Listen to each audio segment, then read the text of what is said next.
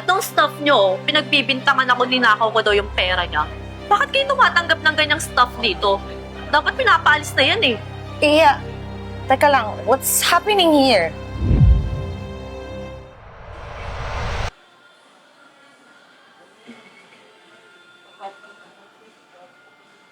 Hello po, ma'am. Here's your gadget po from Cellboy. And here's your card po. Thank you, thank you. Anak, mukhang naiwan ko yata yung wallet ko sa car natin. Do you have any cash ba? Kahit 1K lang? Ma'am, wala. Hindi ako nagka-cash, diba? I use card. Oh, okay. Don't worry. Mukhang nandito na rin naman pala. Here's a tip for you. Thank you. Ma'am, sobrang laki naman nun. For a stuff like him. Pwede mo naman siyang bigyan ng 50 or 20 pesos lang ha. Oo nga po, ma'am. Sobrang laki naman po yata nito. Parang hindi ko po ito matatanggap. No, tanggapin mo yan. And besides, dito sa Cellboy, allowed naman kayong tumanggap ng tip from customers, right? And deserve mo yan kasi naging happy naman yung aking daughter and also napagsilbihan mo kami ng maayos. So, that's for you. Thank you po, ma'am. Ha? Malaking tulong po ito sa akin. Sobrang salamat po talaga. You deserve it, hon. Oh, come on, anak. I have a meeting pa eh. Come on. Oh, ma'am. Thank you, dear. Ma'am.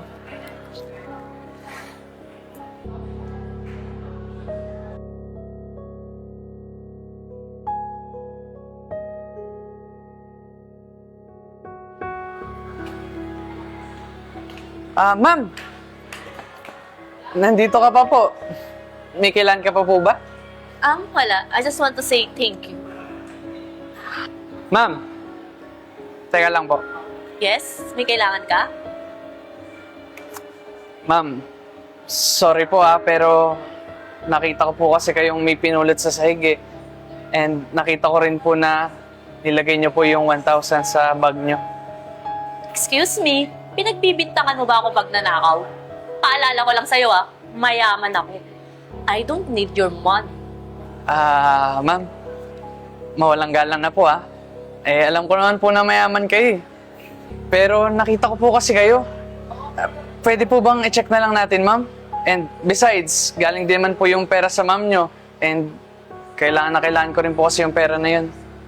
Wala nga sa akin, di ba? Ano ka ba? Kung ikukumpara yung itsura natin at estado natin dalawa, halata namang mas lamang ako, di ba? So don't you ever think na may nanakawin ako sa'yo. Kasi meron ako nang wala ka. Excuse me po, what's happening here? By the way, ako nga po pala yung manager ng store. Ano po ba may tutulong po? Etong staff nyo, pinagbibintangan ako, ninakaw ko daw yung pera niya. Bakit kayo tumatanggap ng ganyang staff dito? Dapat pinapaalis na yan eh. Iya, teka lang, what's happening here? Ma'am, sorry po. Hindi ko naman po gusto na pagbintangan kayo eh. Pero gusto ko lang din man po kasi talaga malaman yung totoo. Sir, bigla lang po kasing nawala yung pera ko eh.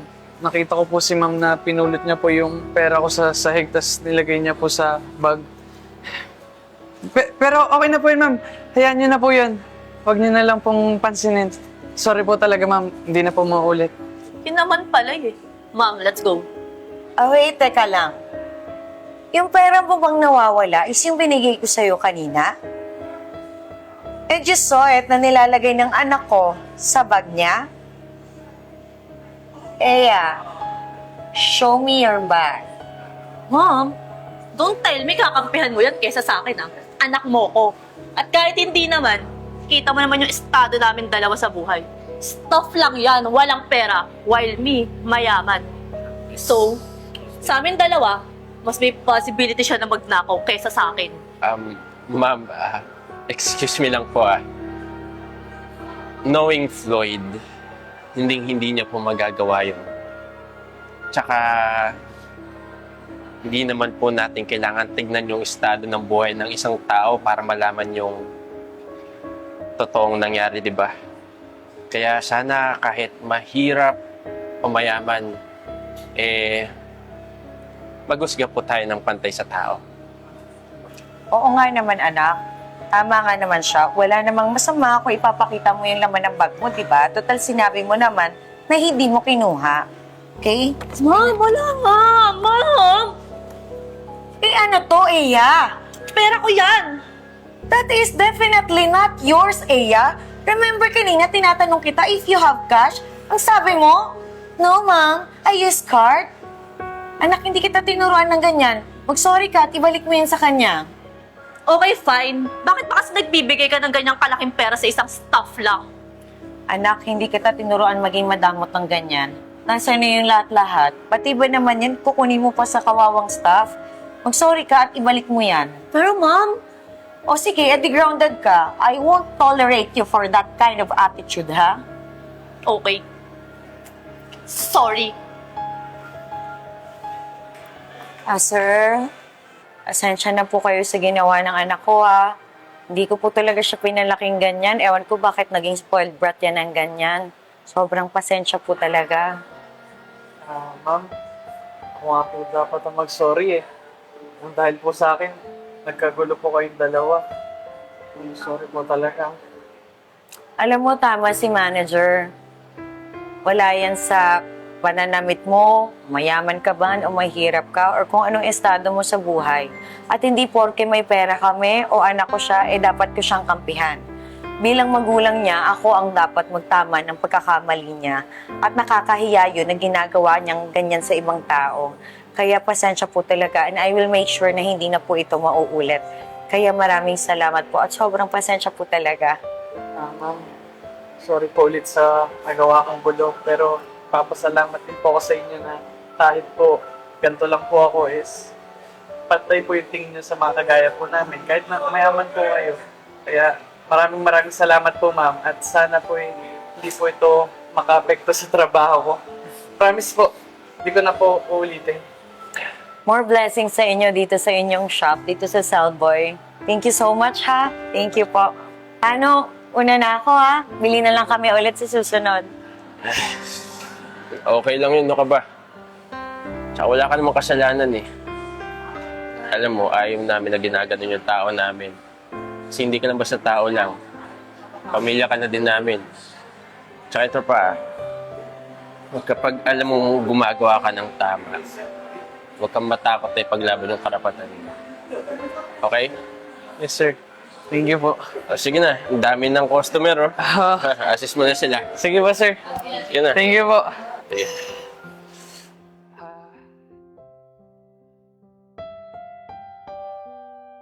Maraming salamat po sa tagapanood po ng Tibon Manila, kasama ang Cellboy. Ako po si Aldin Teng, na nagpapasalamat po muli sa inyo dahil sa suporta niyo po kaya po tayo nakakagawa ng mga ganitong pelikula or palabas po sa social media. Gusto ko lang po pag-usapan po natin, yun nga, yung palabas natin na about sa panghuhusga sa mga kapwa natin.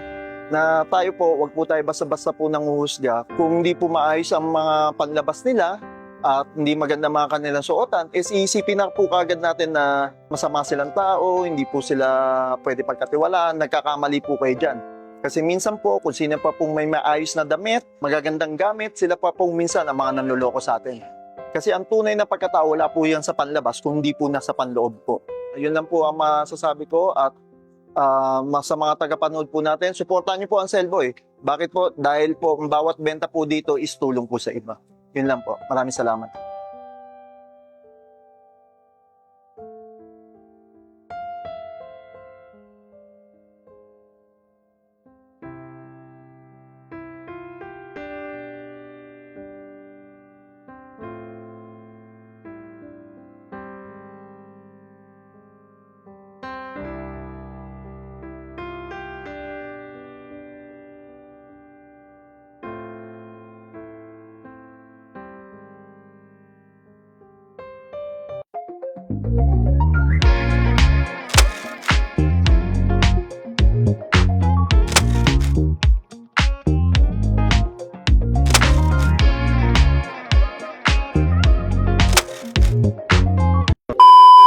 It's been knows me when I lie next to you. I know you hold on it would knows me when I lie next to you. I know you hold on it would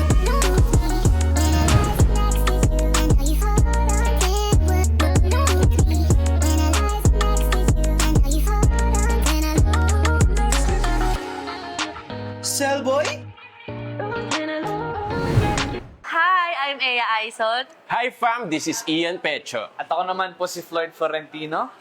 Maraming salamat po sa araw-araw na panunood ng Tibon Manila. Kasama si Cellboy. At kapag bibili po kayo ng phones, accessories, and gadgets, dito na po kayo bumili sa Cellboy dahil ang bawat benta ay tulong sa iba. At syempre, inaanyayahan po namin kayo mag-subscribe sa YouTube channel ng Tibon Manila. And please subscribe and follow us to our social media accounts such as our TikTok and Facebook account sa Tibon Manila.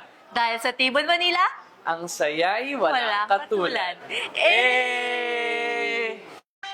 Sa Tibon, Manila, buhay ay masaya. Kasama ang bagata, wala kasing saya. Sa bawat tulog at galaw, magkasama tayong lahat. Tibon, Manila, walang pag-aalilangan.